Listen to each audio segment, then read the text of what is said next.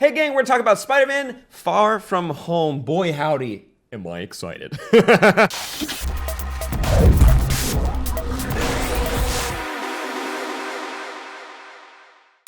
What could possibly be the biggest news this week? Could it be Ghost? No, it's the new Spider-Man trailer. We are going to talk about it. That's the number 2. Because come on, people have been excited for the Spider-Man trailer since the second they left the theater for Spider-Man Homecoming. Yes, yes. Quite interested in Spider-Man Far From Home. We got a poster as well as a trailer. Which By is the pretty way, fun. I got to start off by saying I really like this poster. This is a fun. I love the aesthetic of stickers on the suitcase. Doing that on the Spider-Man costume. This is like significantly better, I think, than any poster for Homecoming. That's true.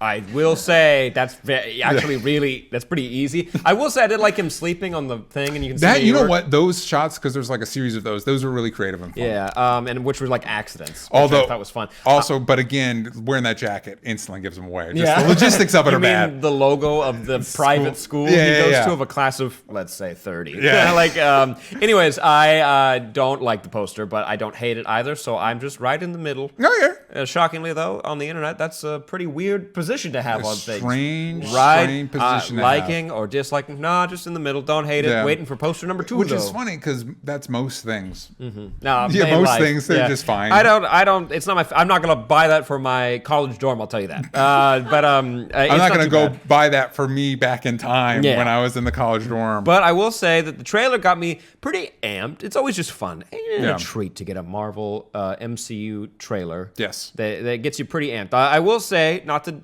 dig at Captain Marvel, the trailers haven't quite done it for me yet. They're not I'm bad. not there yet with Captain Marvel. But this, I was like, we're back in familiar waters. I'm feeling good. So right off the bat, let's just kind of start pointing out the stuff that we noticed. This isn't a breakdown fully. It's more of what we're seeing. It's not a breakdown of all the little Easter eggs. It's more of the breakdown of like what we're seeing, how this movie is like the trajectory of the plot, and where we could go after that as well. Yes. So let's kick it off. Right off the bat, we see that Spider-Man, Aunt May hanging out. This is probably End Game probably happened. Everyone's depressed, but hey, we're coming back together. Everything's fine. There's a lot of imagery at this event that they're at for supporting the homeless and stuff like that. Signs for supporting the homeless, which of course made me think of the new Spider-Man game. Yeah. And this also plays off the reveal of Aunt May finding out about the secret identity. I'm going to be honest with you. This is an aspect of the trailer that I did not love. Which one? This Aunt May, like, basically using Spider-Man as a mascot to promote shit or be a part of that thing. I just don't. It's like, hey, you know how Aunt May was like the emotional center and soul of the last 5 or every Spider-Man movie before Homecoming, and her relationship to Peter and being Spider-Man is really complicated and rich. Forget all that. She's just like, hey, go do it. Hey, you know what? After a while, you're gonna need to switch it up. But you could switch it up. I am nervous about it. On my end, I like that they're on board with each other, and also they're not using it for a brand deal. They're using it to help fund a homeless shelter or something charity related. You know charities. You're familiar. Yeah, they're around. There's a few, and I've sometimes tried to support some, and they're like, but did you know all these bad stuff about it? I'm like.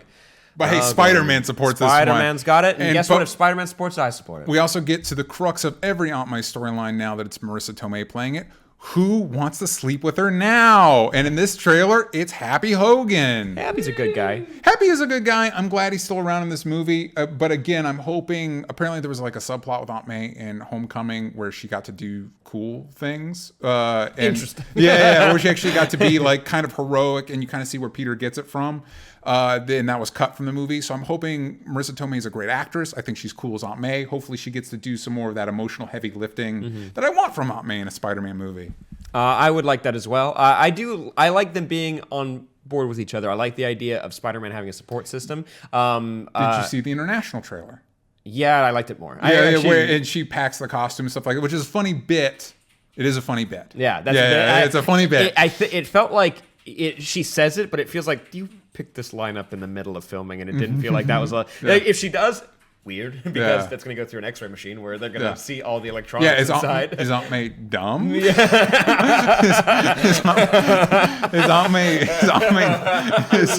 Aunt May not smart? But it is cute. It is a cute bit. Yeah. It is a cute bit, especially for the international trailer. I can't dig at it. Also, I'm kind of hoping it's not in the movie, but it is a cute bit for the trailer. Because I feel like what I interpret is that he leaves it.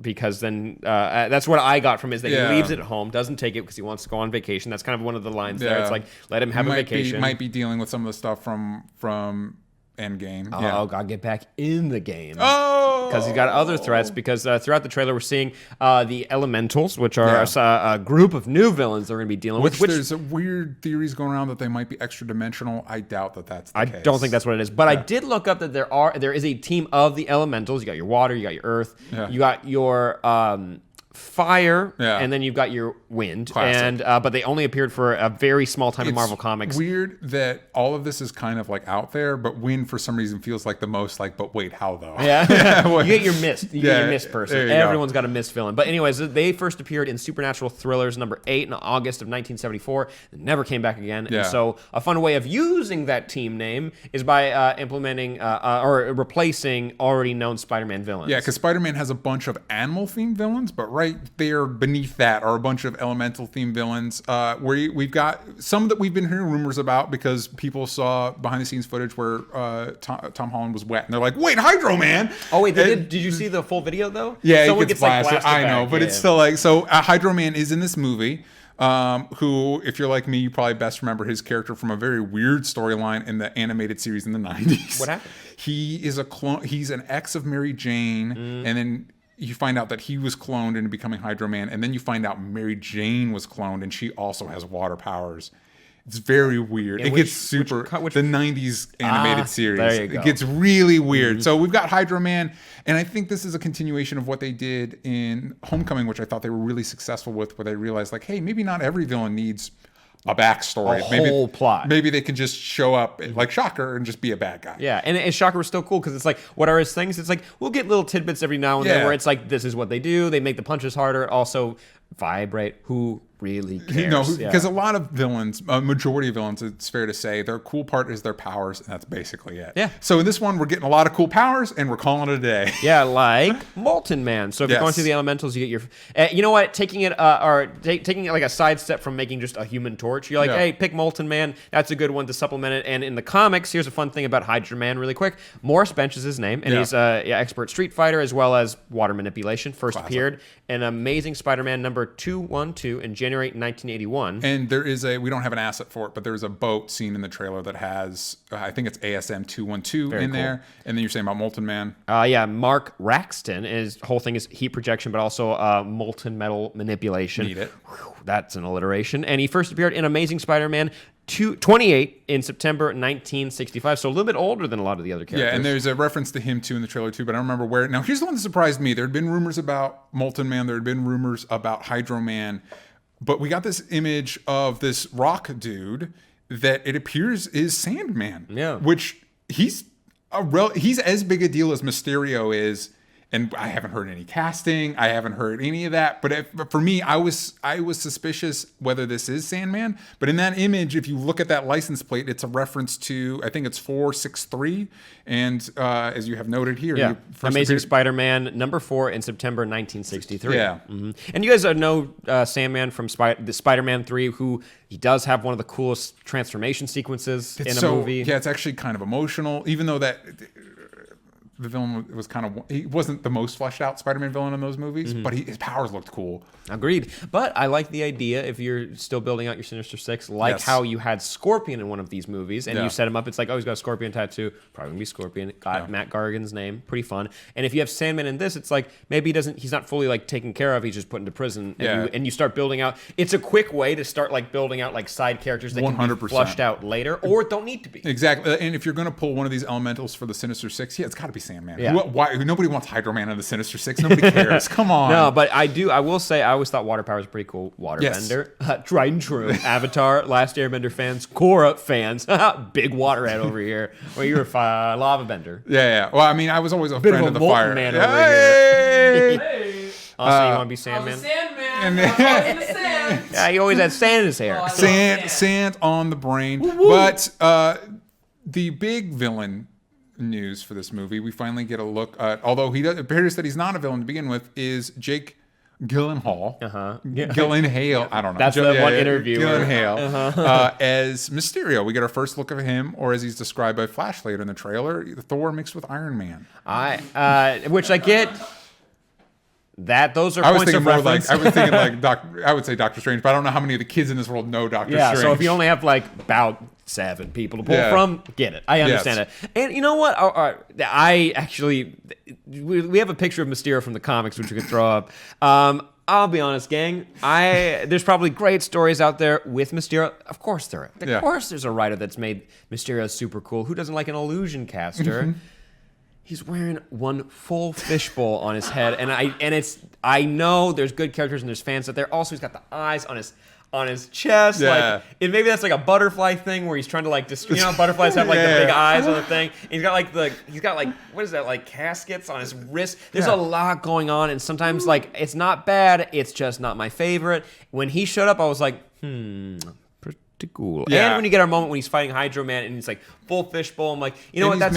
He's casting things that look like spells and stuff like that. It's super. I was like super on board, and it's the green smoke. You get the full thing. And God bless him for going full, not going like, well, is it 2? No, if we're going full. If we're doing Mysterio, we're going for the fishbowl. Let's do it. And Jake, wait, that's what his name is? Jake Gyllenhaal? That's what it's sorry. You said the other name, and it totally just messed with my brain. Mysterio style. No, like he's got, like you mentioned this earlier before we started recording, he's got the superhero look. Let's look at Prince of Persia. Well, no, but again, if you're playing, I'm assuming based on what we're seeing, this feels like a fun twist on classic Mysterio, because in the comics he was a special effects person that transitioned that into being a villain. He presented himself as like a mystical threat, a bigger threat than he actually is. He's kind of like, he's just a dude, you know what I mean? And so, but he creates stuff to misdirect you and trick you. And so if you're saying like, actually, I'm the new hero on the block, we're probably going to lose some heroes after Endgame. Yeah. So he's probably going to present himself as like, hey, I'm the next best thing. I'm here to save the day. I'm like Iron Man and Thor. And then you find out he's actually the one orchestrating these threats to stop them. And that's why he's the villain.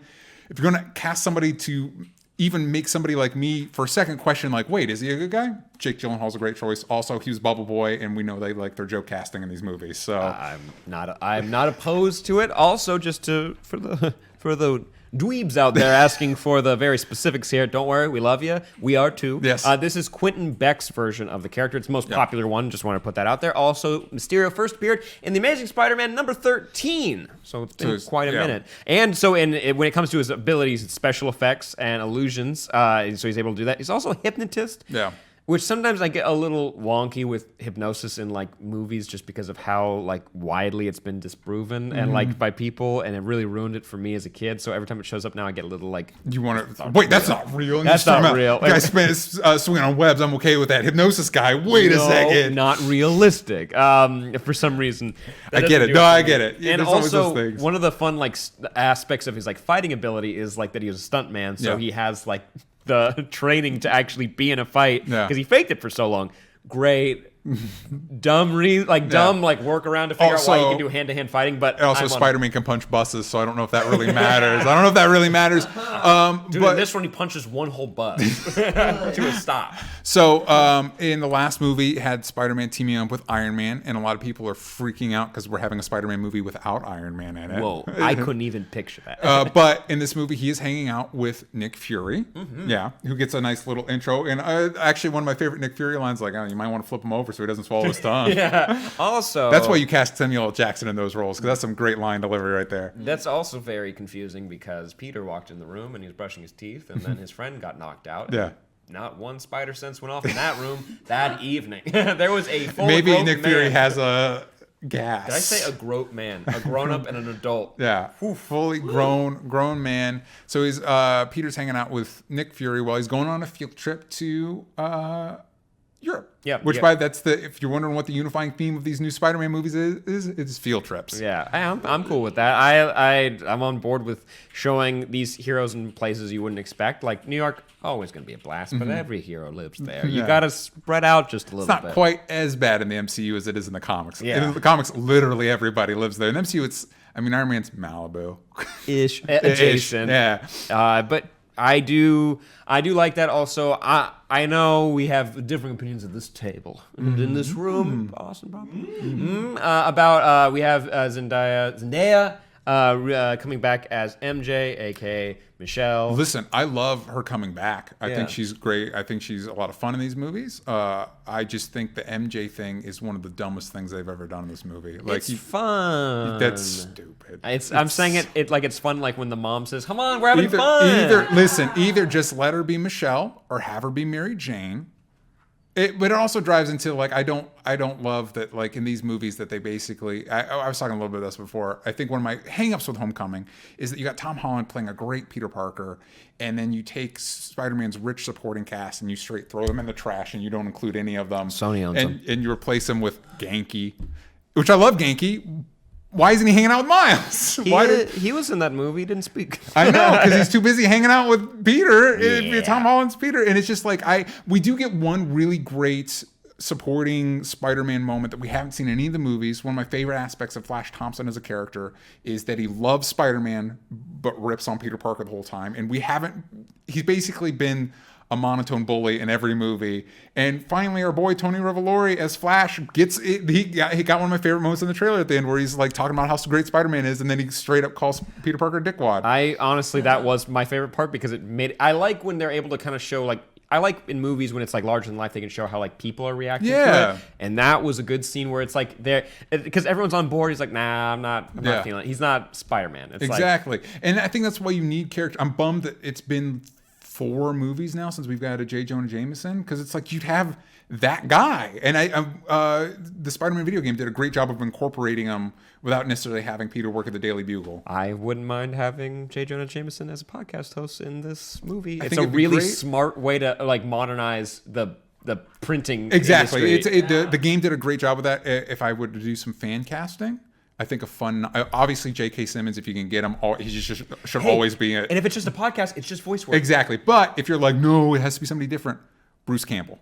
Because I think he'd be great, and it's also a great little throwback to all the roles he played in Sam Raimi's Spider-Man His voice movies. is so like big. He's such a big personality. Yes. It'd be very good. For a second, it flashed in my head. Let me know if this is a bad idea. Patrick Warburton? Or am I going a little too far? Oh, I mean, I'm never going to say no to Patrick Warburton. Yeah. I'm going to be honest with you. I don't know if it's perfect. Could do better. Not the worst, though. I would like to try it. I would like to hear that test. Good to try new things. Yeah. But anyways, the reason why we're talking about this trailer is because I want to talk about Mysterio storylines that we could see be playing out in this movie. Now, we've already talked about the fact that he is an illusionist and he has worked in like special effects like makeup and he's a makeup artist. And he's worked in that. So how do you think you could see this movie playing out? Because I feel like we could see a lot of Peter possibly trying to find a replacement mentor, which could be an interesting story, to Iron Man, losing him in some way or another, however Endgame's going to play out. And I like that idea of like, Spider-Man can be an individual, but also the fact that like, if he's not bringing the costume, maybe it's because he's kind of like it's that storyline where Spider-Man's kind of up in the air, like what is he supposed to do? If he is trying to find a new mentor, I hope the lesson we land on is that he can be independent and be his own person. Because I think they flirted. I think what they were going for with Homecoming was the idea that Spider-Man does not need the suit to be a hero, because of course he doesn't. Because in the comics he doesn't have that suit. Mm-hmm. Like he doesn't have all the gadgets. But I feel like that got lost in all the whiz bang whatevers. I'm kind of hoping, I think with some of these superhero stories, we kind of get lost in the brand and forget the character. Like we're making another Spider-Man movie. This concern of mine actually plays into our other conversation later too. It's like, we're just making another Spider-Man movie. Remember who this character is. Remember what it means to people. If you want a great example, Spider-Man Into the Spider-Verse literally just did it. Mm-hmm. You know what I mean? It really dives into like, who are these characters? What do they need to learn in this movie? How do they need to grow? So I love the idea of Spider-Man in Europe. I love putting him in a new situation. I love the idea of him dealing with Nick Fury and the spy stuff. I'm on board with Mysterio and all the elementals. But with all of that, don't forget Peter Parker, the person, what makes him tick, what does he need to learn? That should be, everything else should service that idea of helping this character grow, because that's, instead of just a plot, that's a story. And I want you to tell a story with this. I 100% agree. Yeah. But I do like the idea, too, of like when it comes to establishing him, is that you allow him to kind of grow past Tony. And so when it comes to like exploring, what was Mysterio's name? We had it, Quintin Beck. There you go, Quintin. An easy name to remember. Common name. But him trying to go to Quintin and try to find something that he could maybe learn from him or team up or find some sort of camaraderie that he's missing, because if Endgame plays out in any way where he loses people that are close to him in this realm of like hero work, I could see him trying to find someone like that. And I like the idea of like him having to come to terms with that, like, you can have the friends, but you don't need the mentor. You can be that, like what you're saying. At a certain point, you've got to, because this is kind of about Peter growing up. At a certain point, you have to become the person. But also, when it comes to not only just like making the world bigger by going through Europe, but him also meeting Nick Fury and like talking with him, and like I like the idea that like now you have a Spider-Man being a spy. You get a lot of. We do get the stealth. We get a look at the stealth outfits. The full black one. I'm into it. I don't know why he would wear it. I don't know what the lead up to that's going to be, but I'm into it. I don't know why the top of the head part. I do want the toy. It's for the goggles. He needs them. Have you put on a pair of goggles before? The goggles just go on the No, but side. like the stealth goggles, they have the little boop because they're heavier. You like the night vision goggles. There you go. Okay. Those have a lot. Listen, all I'm saying is I want that toy. I want the toy. We also get a look at the new costume, which I'm also on board with. Yeah, the black is I like the cool. fingies. I like the fingies too. Man, all you need is some good fingies on a costume and a little bit good webbing. I like the addition of him having the gliding. Yes. Big fan of that. I hope that the little drone in his chest, right next to his heart, gets used one more time, because I really like that aspect. I wouldn't mind if they dialed back the gadgets in this movie. You miss Karen? You don't like Karen? I don't need Karen because I care about Karen. There's been decades of Spider-Man comics without Karen, and I don't know if he needs. Too late. Look at that. Too late. It's too late. But speaking of the stealth aspect of this, it's kind of leaning into the fun parts of Spider-Man PS4. We got to do the stealth missions. Those were a blast, and him doing secret like takedowns while he's on this assignment for Nick Fury. I feel like it's the clear connection is Nick Fury is on the lookout now for possible replacements for the Avengers, or just he's keeping tabs because he doesn't want like power vacuums to come up, and Mysterio is taking up one of those vacuums, and he's like, nah, Peter's got to keep an eye on I also like the idea of the way Nick is presented in this trailer, because he's not gonna care about Peter. Whatever Peter's like little high school needs, like, nah, I don't.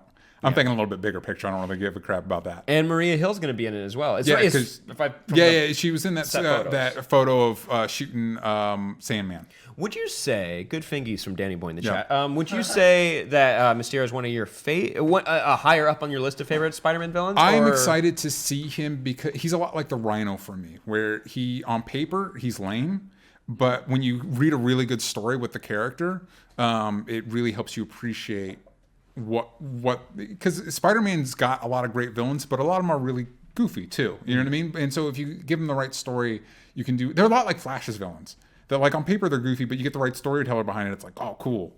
So he's up there with me. And again, I'm just happy they did the fishbowl. I'm glad they've tried to do versions where it's like Mist or something. It's like, forget it, just go for it. Yeah, go for it. And I also like the aspect now, just thinking, like talking this out for the first time, because I haven't really talked to anybody about this until right now. Yeah. I like the aspect of, if you lost all those heroes, if they're gone, and the idea of someone showing up and taking out a threat like that, like not only is it just like reassuring to Peter, you get a little bit of it with the kids like being on board with it. Just think about the world being like, oh, thank God. Yeah. Just like it's like the world functions now without people like that, but now that threats still exist that are like that, like world universe ending events, and having somebody show up that's like, oh, thank God. Like it would be so reassuring, and having people on board with that. It's one of the best scenarios based on what's coming up before this to have people on board with Mysterio, and I'm on board with Jake Johnson, and I mentioned this before, but like him with the beard, I like it. Yeah, Jake Gyllenhaal. Jake Gyllenhaal, sorry. A lot of Jakes. Yeah. So many Chris's. The Jake is the new Chris. There you go.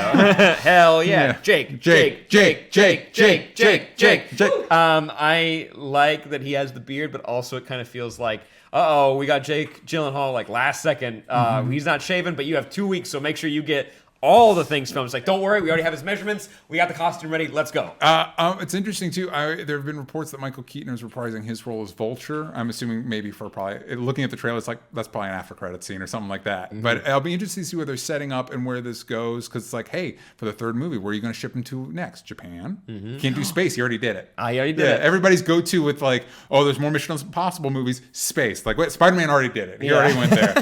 I actually would like to maybe see him checking in on Vulture in prison. That would be cool. Also, I know we're talking about the second movie here, but it'd be interesting if finally with the third one they're like, hey, you know what? We earned Spider-Man in New York, Manhattan Spider-Man, and he fights the Sinister Six in Manhattan because you can do some cool stuff with that. Again, I've said it before. If you can, watch the Spectacular Spider-Man cartoon. The way they do the Sinister Six in that, the way they do Molten, the only interesting story I've ever seen with Molten Man is on that show. All right, those are our thoughts on Spider-Man Far From Home. But what would you like to see? What do you think the story's going to be? Do you think Mysterio is going to be a bad guy again, or are they changing up for the movie? Let us know in the comments down below. Or is he a slamming 10? Sound off in the chat. I mean, he's pulling off facial hair pretty good. Please like and subscribe. Hit that bell notification. Go visit us at onlystupidanswers.com for more content from us, or patreon.com/onlystupidanswers for exclusive content that you can only get there. Sam? It's right here. The Patreon button is right there. You can go ahead and click it. It's purple. We'll see you next time. Bye-bye.